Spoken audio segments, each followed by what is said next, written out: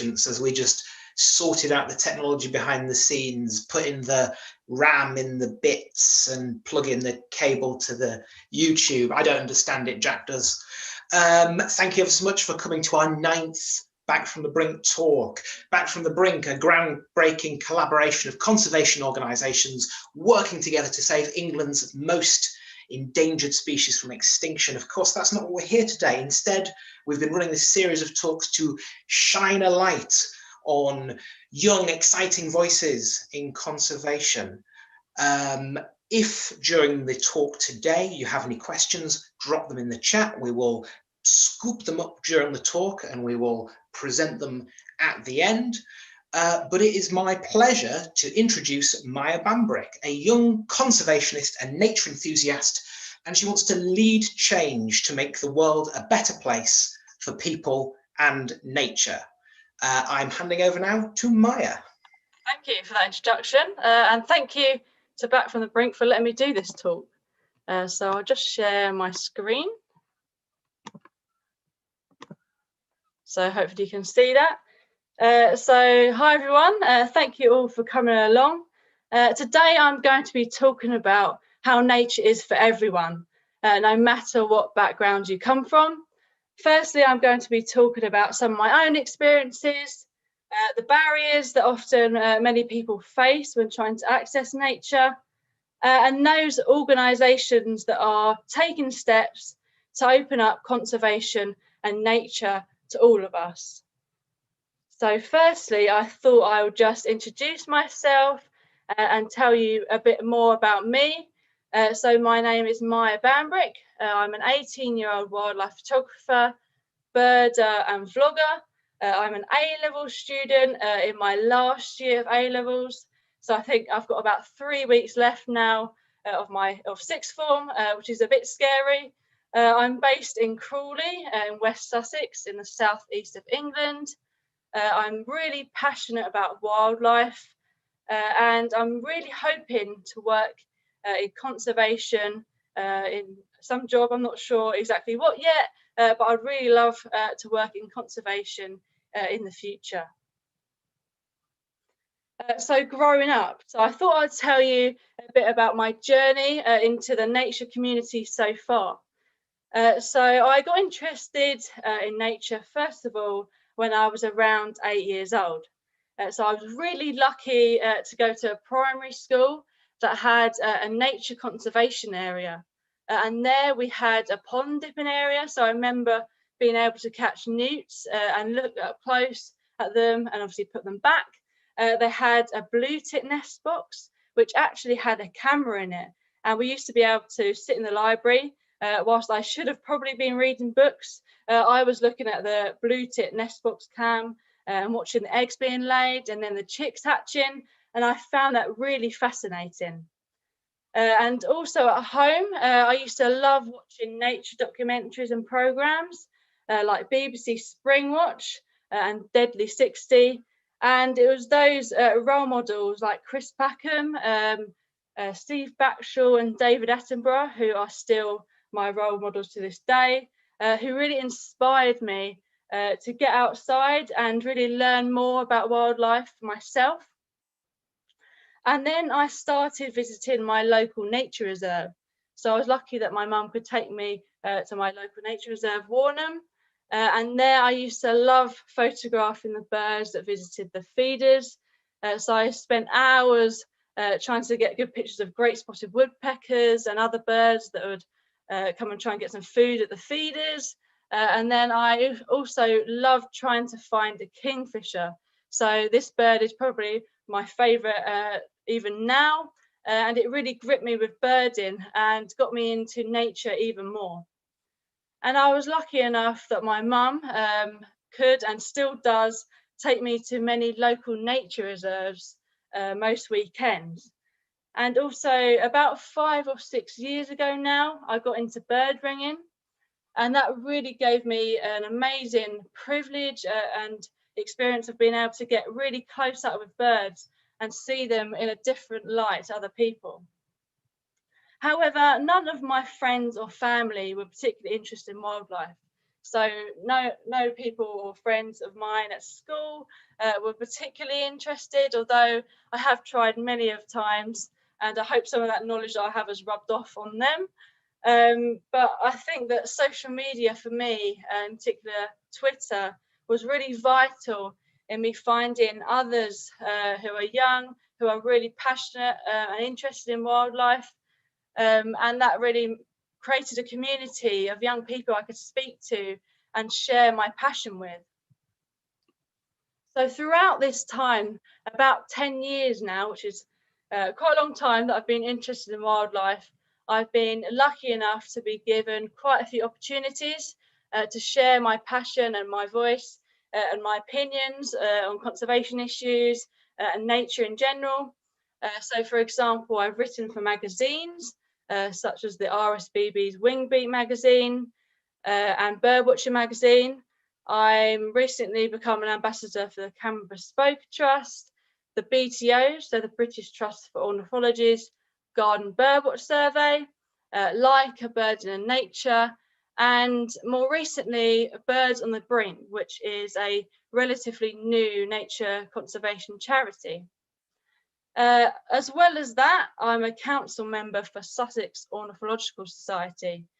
And since the first lockdown, I've created over 50 vlogs, so video blogs, about nature, about many different wildlife topics, from bumblebees to conservation issues, to my nature walks. So that's something I've really enjoyed more recently. And over the last year, I've probably given about 3 talks about nature and the Canberra Bespoke Trust. And all of these opportunities have really given me the experience and the confidence to go out there and share my passion and my message and raise awareness about how wonderful our wildlife here in the UK is, and how important it is for young people to be involved and have a voice within the sector. So those are just some of the opportunities I've had during this time. Overcoming challenges. So, however, throughout my time being fascinated with nature and being involved within the conservation world, I've often faced barriers that aren't widely talked about. So unfortunately, nature isn't accessible to all. And throughout, more recently, as I've got older, I've started to realise how common this is for some people not being able to get out and see our amazing wildlife, which is really sad. And there are various factors that can prevent some seeing our amazing wildlife. And from my own experiences, nature is essential, more and more, which is becoming more well known, for mental and physical well-being. So for example, I'm doing exams currently in my A-levels, and when I did my GCSEs, it was really prevalent to me how important it was to get outside and get out on a walk during stressful periods of time, because it's a really good way to relax and de-stress. And as well as that, health issues have sometimes put barriers in the way. So a couple of years ago now, I signed up for a Young Birders week at Bardsley Bird Observatory, but I was unable to go because of my health issues. And that was really devastating for me, but made me more resilient and more determined to be able to make a change and experience the wildlife we have here and more locally. So these are just some of the barriers that I'm going to be talking about today, which may prevent someone from being able to access the natural world. So for example, age, gender, disability, socioeconomic status, and ethnicity. So firstly, I'm going to be talking about age. So a young person may not be able to drive, so they might not be able to get to places, which means you often have to rely on others as well as public transport. But as I'm sure many of you will know, that getting to nature reserves and places where there's lots of wildlife by public transport is often very difficult or even impossible. And you may not be able to go out alone as you're not old enough. So you might have to wait for your friends or your parents to go with you. And there is that stereotype that you don't know a lot because you're young. There's also, it can be very difficult to find others of the same age with similar interests locally. So I know for myself that I don't really know anyone in my town. There probably is people that are interested, but not that I know of. And this can feel quite isolating, as you have to go out and enjoy this hobby on your own, and you're not being able to share that passion that you have with anyone else. And as well as that, some nature reserves don't allow people under 16 to be unaccompanied by an adult, which obviously can be quite restricting, as you have to wait for someone older to come and join you. And gender. So as a young woman myself, I've in the last few years become a lot more aware of the barriers that can be in the way of being a woman. So even more recently, it's been widely spoken about within the media, on social media, following the tragic death of Sarah Everard. And after that, there was many people on social media opening up about their experiences of assault and even worse, whilst they've been out birding or within nature. So going out alone can raise safety concerns. And there are often few facilities, namely toilets. And this is an issue that is not talked about at all, as it's probably a bit embarrassing for some to talk about. And this can prevent many going to nature reserves or local areas and being able to access nature. And from my experience growing up, there's a lack of female role models within the conservation and nature sector. And this is because of a lack of representation within media and social media, as well as TV. And I think it's really important that there are lots of women interested in wildlife and nature shown on these channels, because it shows young people growing up that there is a way that they can reach their dream career and follow careers within conservation. And to find out more about this issue, I wrote about this along with my friends on a BTO blog, and that's the link. So I'd recommend giving that a read to find out more. And lastly, after speaking to a few of my fellow friends and my people that are into nature, I found that many women feel more comfortable at nature reserves. And I can really relate to that, because I think I don't mind going to nature reserves on my own, because it's quite familiar surroundings. They're open spaces most of the time. There's often some familiar faces as well, so you might get used to the people that visit there. And there's also welcoming staff and facilities there mostly too. So socio-economic status. So this, I think, is one of the most significant barriers that may stop someone being able to enjoy and access nature. So these are just a few of the reasons why this is. So paying for public transport can be difficult, and that's if there's even public transport like a bus that will go to that place of nature reserve you want to go to. And going further afield may not be possible. So I know myself, I've never been abroad. That's good for my carbon footprint, but it's not allowed me to be able to get a wider experience and see some amazing places. But on the other hand, it has made me appreciate and look for some great local areas where I can see some fantastic wildlife too. So equipment such as optics and books may be tricky to afford. And if you live in a town or city, there may be a lack of green spaces, which obviously stop you being able to access the wider nature, like if you're in the countryside, for example. And you may not have a garden or outside area, which has been especially important during this last year with the lockdowns. And I know for myself that I've really relied on my garden to see wildlife, and I don't know what I would have done without it, as it was a space where I could relax, I could de-stress, and I could do some photography. Even though my garden is very tiny and a main road backs onto it, I was able to see some fantastic wildlife right on my doorstep. So ethnicity. So I know personally this is not an issue I can speak on myself, but I think it is something that you need to be educated on, and that the conservation sector needs to do more about. So I know that there are many inspirational people who speak about diversity in birding and within nature. So I'd really recommend checking out the work of Arjun Dutta, Jamie Redway, and Sorrel Lau, to name a few. So I think it's really important to be educated on this topic. So I'd really recommend checking out the articles, blogs, and talks that have been presented about it.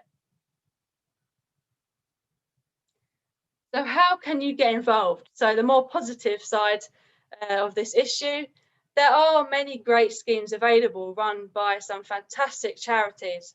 And there are also lots of ways that you can connect with like-minded people, and as well as accessing opportunities. You could discover many young naturalists on social media. So I would really recommend joining Twitter, because I think there must be at least a few hundred young people within the UK and further afield that are just as passionate as you about wildlife. And you can also join many WhatsApp groups. For example, I'm in about 10 different WhatsApp groups, from anything about fungi, mothing, birds, with lots of young people in there who share their sightings and their passion, and that you can really relate to. And as well as that, you can discover the wildlife in your local area, even if you're in a town or a city. You just need to know where to look. And not being afraid of being seen as uncool. So I know from experience, when I was a bit younger, I didn't really speak about my interest or share my passion with my friends and my school friends, because I was a bit scared of being seen as weird. But I think you should put that to one side. I know that's really hard to say, but I think it's important to realise that a lot of people do find it intriguing if you speak about it, and you might even educate them and give them knowledge about wildlife and the environment too. So one of the fantastic organisations that helps with this is the Wildlife Trust. So there are many local wildlife trusts that run youth groups. So for example, my local wildlife trust, Sussex Wildlife Trust, runs 2 youth groups, one in a local park to me that is accessible by many communities and many neighbourhoods. And these youth groups enable you to learn a lot more about wildlife and conservation, including practical conservation. And in turn, this will help you get experience, which is really important if you would like a career within nature and conservation. And as well as that, it will let you meet other young people who are interested in nature too. So the BTO, the British Trust for Ornithology. So they have an absolutely fantastic youth engagement program that I think has been running about a year now.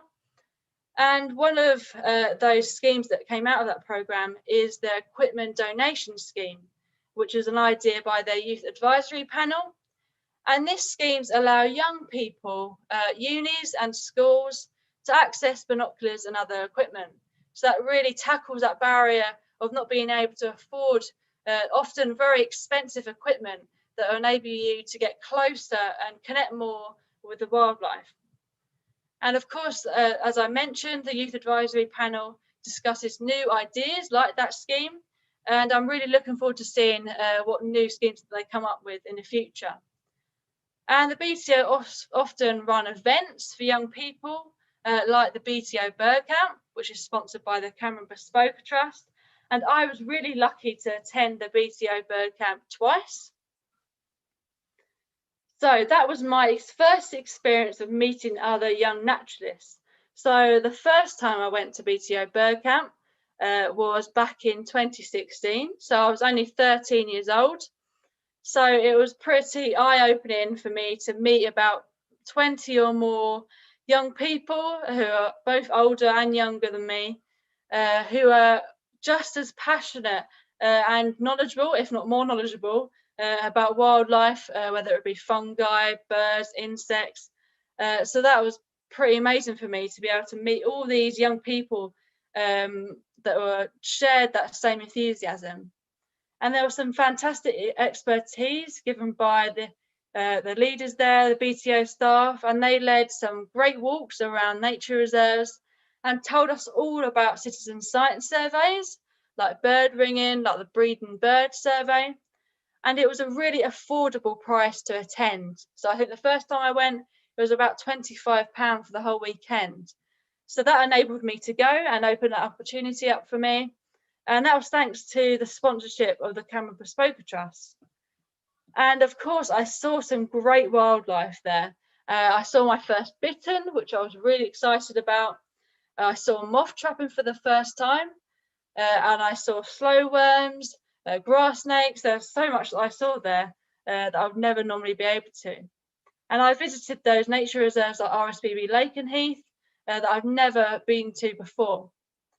And I made some amazing friends there who are still my close friends to this day. So the Cameron Bespoker Trust, as I mentioned, they sponsor BTO Bird Camp and other nature camps across the UK. And they're a charity which aims to engage the next generation with the natural world. So it was set up in memory of Cameron Bespoker, who sadly died way too young in a tragic accident. And he was really passionate about wildlife. So this charity really sponsors and creates opportunities for young people of all backgrounds to get close up with nature.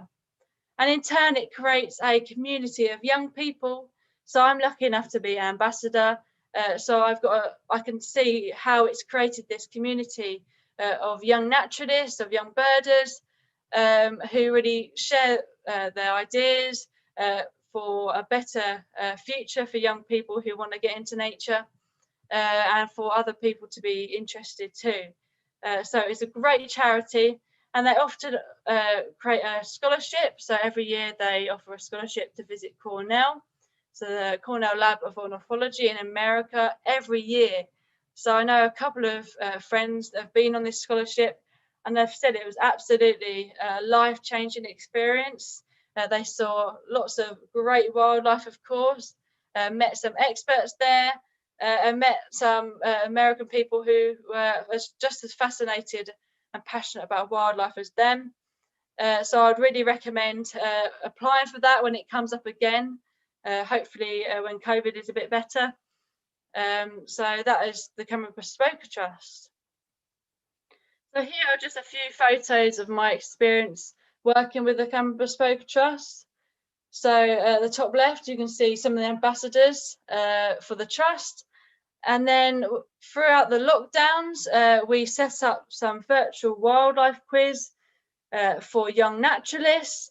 So at one point, we had over 50 young people joining our Zoom call to answer some often challenging questions and just have a really great time. And our most recent project within the Cameron Bespoker Trust is Cameron's Cottage.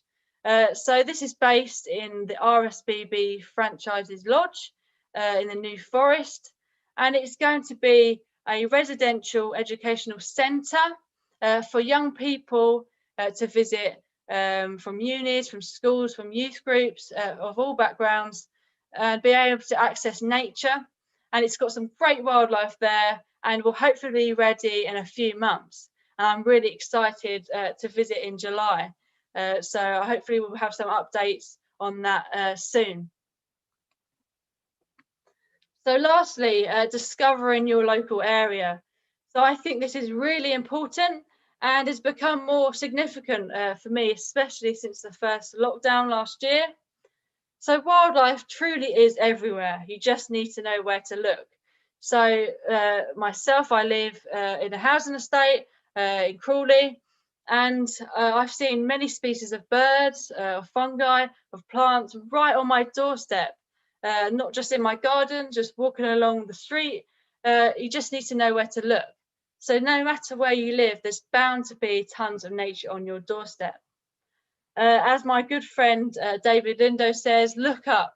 So there's bound to be birds flying across you. So for example, in cities, you've got peregrine falcons going around in the skies.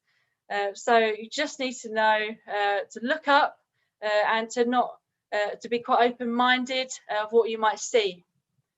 And I would really recommend, if you're just into birds or one taxa, for example, to find out more about plants, insects, fungi, reptiles, amphibians, as this can really open your mind up and give you knowledge about the whole natural world rather than just focusing on one taxa. And this can make you be able to see wildlife increasingly in your local area. So I know in the first lockdown, I could only walk around the street outside my house. And I love looking at the wildflowers. So I really got into plants like cuckoo flowers and bird's foot trefoil. So I was really interested in that. And look for local green spaces and walks. So even if you do live in a city like London, there's bound to be green spaces and local areas that you can visit and some hidden gems that you might not know about.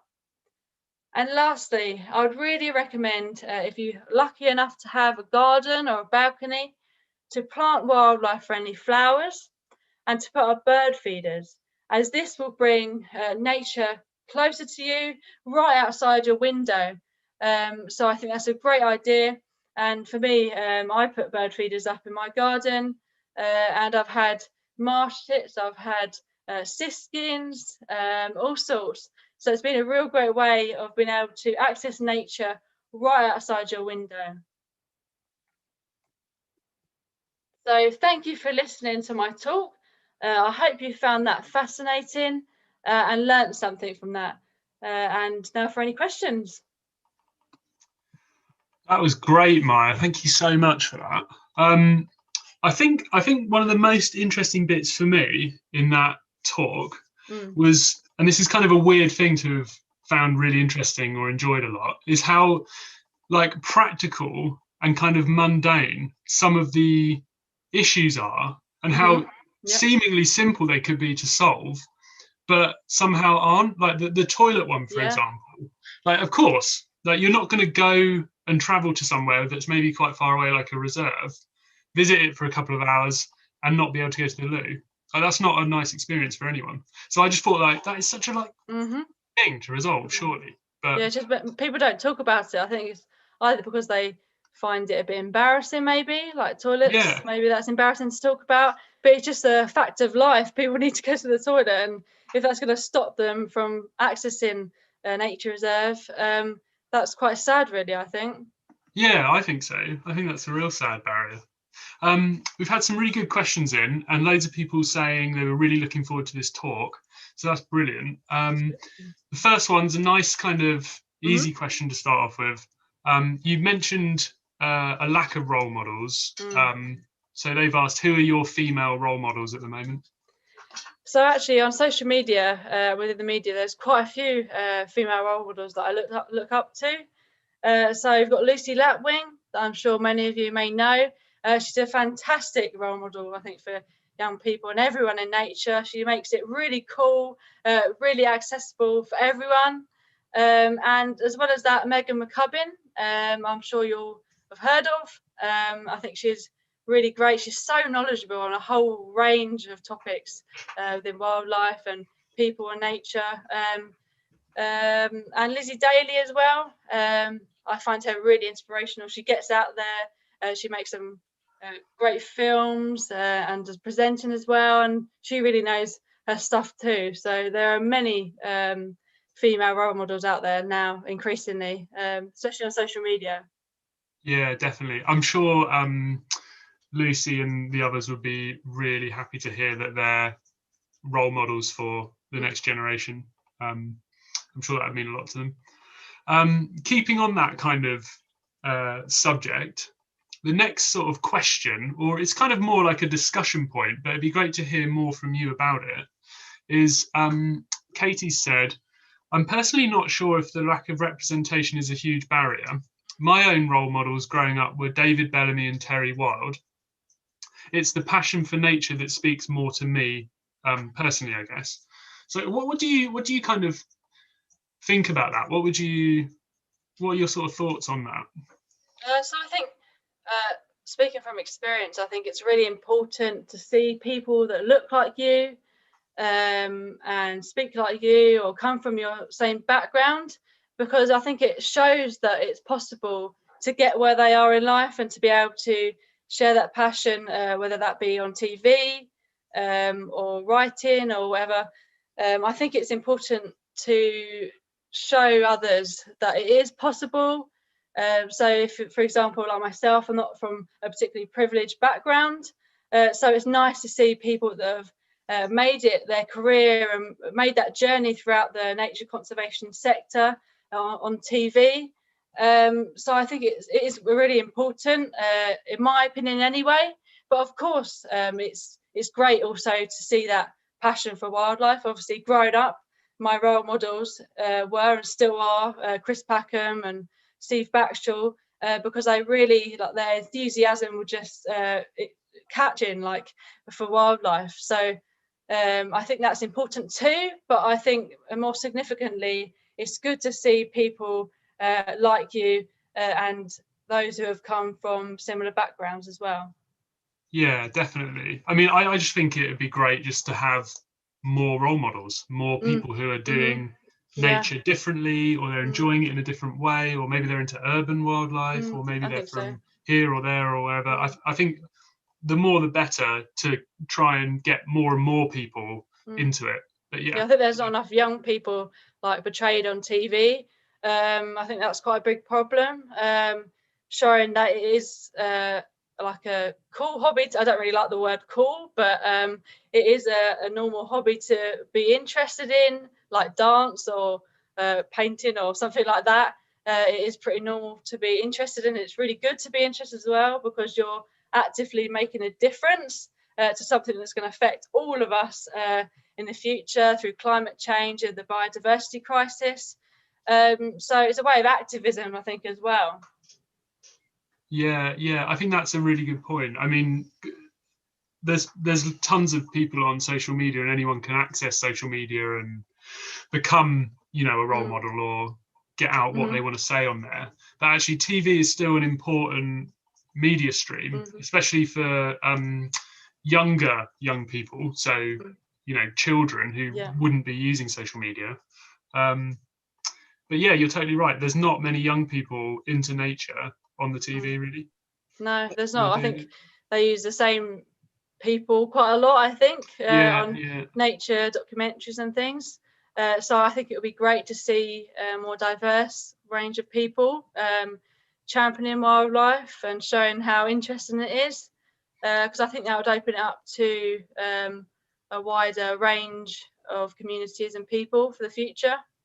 Yeah, definitely. I think TV can be kind of a little bit lazy. I think, and obviously the point of having a presenter is to have that known quantity, that familiarity. People go, oh, I like a program with Chris Packham, or I like a program with Steve Backshall, and I think they kind of lazily go to the same people, and particularly with young people, and I mean this in the nicest possible way, there's a sell-by date on being a young person. You get maybe 10 years and you're not the young person anymore. So it's actually a role that TV programs kind of have to quite actively seek out these people and find them. And I think probably social media is a really great place for people to kind of build their presence, to kind of build that awareness. And that's when TV and places go, oh, they're interesting, and kind of, but I do think there's a kind of inherent laziness in TV about bringing new people in and showing off new faces. They like that familiarity, and I think that's an obstacle. Yeah, I think they tend to like the same sort of like programs, like the same sort of nature documentaries, nothing different, like another perspective or focusing on urban wildlife. They tend to go for something that like across the world or something in a different country that people might not be able to get to. They really need to, obviously BBC Springwatch does a good job of showing how wonderful British wildlife is, but I think there needs to be more programs showing what anyone can see right on their doorstep, because there are amazing stories that could be told on TV. And I think, like you said about social media, I think that's a great way for young people to be able to get that presence and be able to share their passion with the community and with the public. But I think it is down to TV to be able to pick those young people up and give them that wider audience to be able to speak to. Yeah, I think TV is going to evolve though. I think it's going to have to really keep pace with the rest of media. Yeah. Right, let's go on to another question. So this one's from Ruth. So actually, you mentioned a few organisations, but this is their question. Which organisations and individuals are working on these issues the best? How and what are they doing differently? And what more could they do or others do? That's a tricky question. So I think, as I mentioned, the BTO, I think have always done a great job of engaging with young people. So as I mentioned, they have at the moment a youth advisory panel. So a few of my friends are actually involved with that. Arjun Dutta, who previously spoke on one of these talks, he's heavily involved with that. And I think they're doing a really good job because they're actively getting the opinions of and speaking to young people themselves, because I think some organisations just sort of don't speak to the young people themselves and just think, oh yeah, we'll do that, not actually asking the opinion of the people that are going to be involved with it, and just presuming that that's what they'll like. But the BTO, on the other hand, are directly getting these ideas and getting these schemes based on what young people have actually said who are interested. So I think that's the main difference. I think the RSPB, obviously they have their youth council and other ways of being able to reach out to young people of all backgrounds, which is a great thing too. But I think what more could be done, I think there needs to be more going on in urban areas. So, for example, there could be more walks led at nature reserves in urban areas like Rainham Marshes. So a couple of us from the Common Bespoke Trust, Arjun and Sam, run quite a few birding walks at Rainham, which allowed people to come along and share that passion and see wildlife. So I think it would be a great idea for organisations to run more walks within those urban communities that might not know that there's wildlife there, and really try to engage with wider communities, whether that be different ethnicities or people of different socioeconomic statuses, to really get everyone involved, because we need everyone to be involved to make a difference to wildlife for the future and preserve it for the future. Yeah, absolutely. That was great, actually. A lot of really good information there. And I remember this initiative the RSPB used to do. I don't know if they do it still now. I hope they do. If they don't, I think they should do it again. But it was called Date with Nature. And it would be a super urban environment and then some kind of interesting nature spectacle. Quite often it was them watching peregrines or something in London. Oh yeah, I think I've heard of that actually, yeah. Yeah, I thought that was quite a good idea, but definitely, because people don't realise that they've got like the world's fastest bird like whizzing above their heads if they're in London or something. Yeah. So I think it's a great way to open up to everyone. Yeah, I think it's the fastest thing, isn't it? Like literally the fastest thing. James, I think it's been argued, I think, before that because it's swooping down, it's not actually the fastest bird because it's not in like active flight. Okay. So it's like debatable. Yeah. And Arjun's actually here with us. Nice to have you back, Arjun. You asked the question. Quality talk as usual, Mya. What would you say is the first thing you want the WWT, RSPB, etc. to do to make their nature reserves more accessible for a day out? So I think in particular WWT, so my experience, they're quite expensive to go to. So now I'm 18, obviously you have to pay an entry fee. So it was quite expensive to actually go out there for a day, and if you want to get food or something and public transport on top of that, it can be impossible for people to go. So I'll probably have to save up for quite a while to be able to go there for the day. So making it a reduced price maybe, or free for young people, I think would be really important. I know the RSPB aren't too expensive, but maybe obviously something like a young birders walk every month or something like that, where they could come in for free, would be really important too, because that can be a real barrier for people not being able to afford to go to these places, especially like the WWT. I think it's probably about £15 or something now, an adult supposedly, to go. So I think, yeah, it'd be important for them to try and reduce their prices. And maybe for the RSPB, I know there is some nature reserves that don't have toilets. So maybe improving their facilities would be a good idea too. Yeah. I think, invest in how to get visitors to your site and the enjoyment they have when they're there. Definitely. I think it's an issue that people don't sort of think about. Obviously it's really important that we conserve wildlife, but at the end of the day, it's people that are going to be preserving that. So you need to make it accessible by people too. Yeah, definitely. Here's another one from Lisa. This is a good one for any young people who are watching right now. Where would you start as a young person if you were new to nature and wanted to get into it? What would you do? That's a good idea. All right. Okay. So when I was younger, so as I spoke about, I started visiting my local nature reserve. So normally most towns and areas have a local nature reserve. So start visiting there. Walk around, and you can normally get some experience and knowledge from the people that visit there regularly. So I was lucky enough to meet quite a few birders in the hides there, and they would tell me these stories and give me information about what I was seeing. And as well as that, get on social media. So if you're able to, I think it's important to join something like Twitter, because it can be, as I said before, quite isolating. So I found it previously quite isolating because I didn't know anyone that was interested too, and I had all this passion building up and enthusiasm for what I was seeing, but I had no one to share it to. So I think getting on social media like Twitter or Instagram is important to be able to connect with that community that you might then go on to be able to meet up in real life, nature reserve, for example.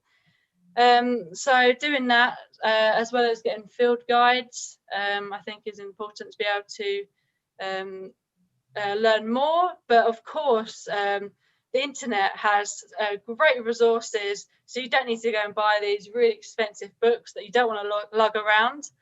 Most people have a phone these days, and there are great apps as well. So I've got this app called Seek, and I've had some great fun with it over lockdown when I've been learning plants. So it actually uses your camera to identify species.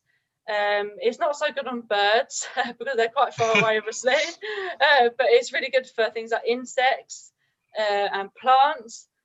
So something like that can really open your mind up and give you knowledge really easily with something that you already have. Is that the WWF one? No, I think it's run by iNaturalist, I think. Oh, right. Okay, I haven't tried that one. It's really good though, really good. Yeah, that sounds good. Yeah, I've had a play with it. It's often very close. I use it quite a bit on plants, and it really depends on what plant you're using it on, but it often gets close. And what I like about it is there's also Google Lens that does it, but Google Lens goes, it's this, and it might be wrong. Whereas Seek goes, shows you. I'm not sure exactly what it is, but I think it's in this family or this genus or something. It can really help you narrow down what it is, I think. Really important. Nice. I'll have to give that a go. I'm pretty bad at plants, I have to admit. Me too. This is the last comment. It's quite a good one though. It'd be funny to hear what you think about this. Katie's saying maybe there should be a talent show format for finding new young wildlife presenters. That's a great idea, actually. Yeah, I think there are quite a few aspiring TV presenters like myself that would like to get themselves in there into wildlife TV in the future. So, I mean, obviously social media, you can check out many people on there that are trying to get into the industry. But yeah, that's a great idea. I have to suggest that to someone, I think. Yeah, I would love that, because you'd have to sort of balance like your nature knowledge and wildlife knowledge with your presenting skills and it would be like this. Yeah, I can totally see that being a format for TV. That'd be great.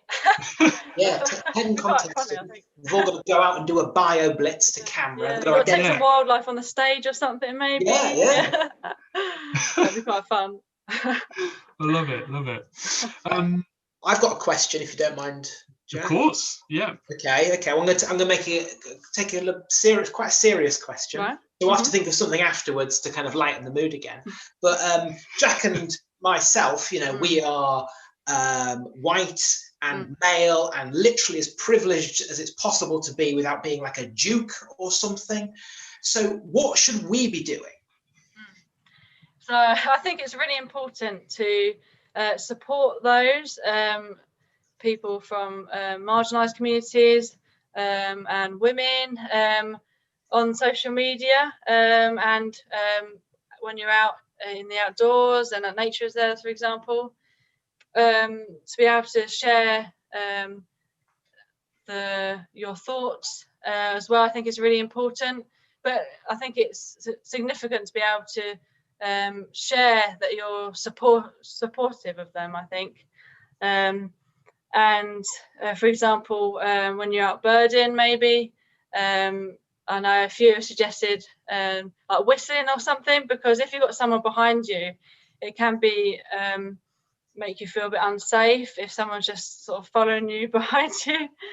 So I know I've been out before on my own to my local park birding, and I've had someone, it was quite like a isolated area in the woods, and I looked behind me and there was someone there, and it sort of made me jump a bit. So maybe sort of whistling or something, or like coughing or something that might alert you that they're there. I think that's quite important too. But generally, showing your support and asking for advice from other women and other communities of how they feel that they can be supported as well. But I think that's a few points that could be taken forward. Thank you very much. That's really, really, some stuff for us to think about there. Thank you. And I'm going to lighten the mood again by asking you, what is the worst bird? What is the worst bird? What's the worst? Everyone always asks. I'm waiting for it at the end. I shouldn't let you ask questions. What is the worst bird? Right. If I'm honest, I'm unfortunately going to have to say wood pigeon. Oh. Okay, so in my garden, they just like to poo everywhere. So I made this little like mini pond because I have a very small garden, and I keep finding pigeon poo in it all the time. And it's so annoying because I get this floating on the top, and they just poo over the fence. They barge other birds out of the way, scare them off. So I must admit, I'm not a fan of the wood pigeon, especially when they're in my garden. I can understand that. The thing I have with wood pigeons is, if you look at something like a stock dove, which has this beautiful dark eye, it's got a lot of character, it's beautiful, gorgeous bird. And you look at a wood pigeon, I don't think their eyes are even real. They look like they're painted on. They look like doll's eyes, and I find that overall, I think a wood pigeon's quite attractive, but they've got those creepy little doll eyes. Yeah, they have, and they're a bit stupid too, I think, because one like crashed into my bedroom window like 3 times in one day. Like, how can you miss it again? Like, I don't know. I'm not a fan, unfortunately. I can appreciate what everyone's saying, but I feel like wood pigeons, grey squirrels, mallards, right, are some of the earliest things in nature you see as a child.